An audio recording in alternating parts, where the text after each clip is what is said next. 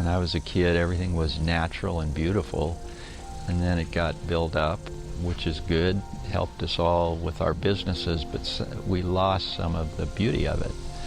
And so it's so great that this is preserved for the kids of many, many generations to come. The community is privileged to have an entity like the Irvine Company as a benefactor, which fundamentally would provide the foundation for the Outdoor Education Center. The result of this gift of land and support with securing its entitlements, coupled with the generosity of the building and overall community at large, created a facility that will provide multi-generational growth, enjoyment, and social benefits to all of Orange County. Well, I was fortunate to be both a Boy Scout and Cub Scout when I was younger, as part of the Irvine Company, which has been a traditional supporter of scouting in Orange County.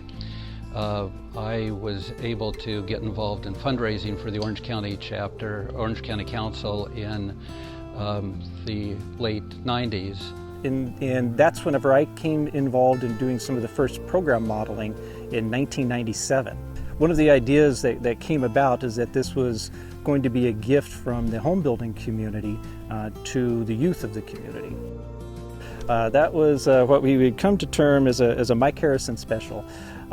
You know, so you're bringing people out, you're showing them, you're trying to create a vision, but you need a space, you need a place for them to go and be a focus. And so we created, basically it was a deck, and this was all Mike's engineering and idea, created a deck and had a gate that opened up, and in there it had all the renderings, it had you know, samples of what the outside would look like, and had roof samples and flooring samples and all of those things. So they would open up, and we had because the winds out here are occasionally very high, it had a tarp that would roll out, but then we had to roll it back every night, otherwise we'd come back in and it would be all over the place.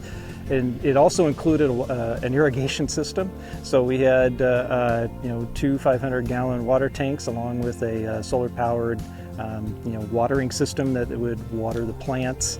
And that was up here for quite a while as kind of our outdoor display space that as we were bringing in folks to talk to them about what we were doing up here. But really the main driver, and this facility wouldn't be here if it weren't for him, is Michael Harrison. Mike poured his heart and soul into this facility. I would arrive at 7:30 and he'd already be here, and he would you know, get together a whole set of instructions and things that he wanted to see done for the week or the day, and then he'd leave and come back, you know, sometime in the afternoon. And so he was here on the weekends and would stay overnight, and a lot of different things. One of my memories of Mike is when the bridge was being installed, you know, there's Mike with a claw hammer, with using it like a pick to get some dirt that he thought might be in the way, impeding the bridge coming down. And that's Mike Harrison in a nutshell. Just whatever it took to get the job done. Somebody once described him as relentless like the ocean. That he was always just pushing forward and had just a great vision for this place. The American Society of Civil Engineers in the state of California awarded this camp the Region 9 2010 Outstanding Community Improvement Project. And I have a copy of that award, which is in Harrison Hall. And this has a personalized letter from Mike Harrison to me down in the bottom corner, and I plan to keep this. And it's just a very special memory of working with a very special man to build a completely special place. Well, as a board member, I watched it being built, but then when it was finished, Mike Harrison said, I want you to come out here and help us with some volunteers. And I never left. I've been here ever since, and I am currently chairman of the advisory committee.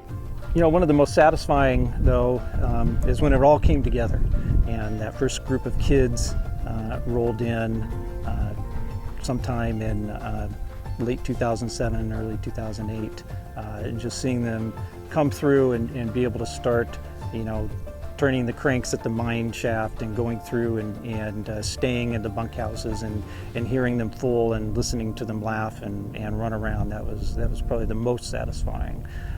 moment. So my company is a governmental relations company, and we help people get projects done. In 2002, my dad was lucky enough to get the phone call from the Irvine company and Joe Davis, and through their graciousness, they hired my dad and I to manage a project team to get this project done. And at the time, it was really an exciting venture because the Scouts had been looking in a lot of different places for a location just as this, and the Irvine company came up with this gorgeous place that we now call the Outdoor Education Center. Well, to me, it's a little slice of Yosemite. You come in from the big concrete city, you drive through the gates and drive around the park, and you come up to our entrance, and as soon as you come up, you see Harrison Lodge, a very type of building that you'd expect to see at Yosemite. Then you see all of the trees, the beautiful area, the wilderness behind it, that you walk 100 yards in any direction and you're out in the wilderness, just like you were up in Yosemite out in the woods. So it's a very special place for me. I find a lot of peace here, find a lot of enjoyment of being in the outdoors. I believe that the real lesson of the Outdoor Education Center is to recognize that from nothing can come something that's really important. Before any of this was around, and before all of these people were involved, there were just a few people around a table saying, how can we make something special for all these kids? And it happened. And it was through a lot of hard work, but we made it happen. And to me, it's one of the most important lessons that I've learned in my professional career. And I hope to build more with my sons and grandson out here. Through broader support, the entire Orange County corporate and fundraising communities, together with individual gifts, will be able to serve the ultimate vision of serving all youth.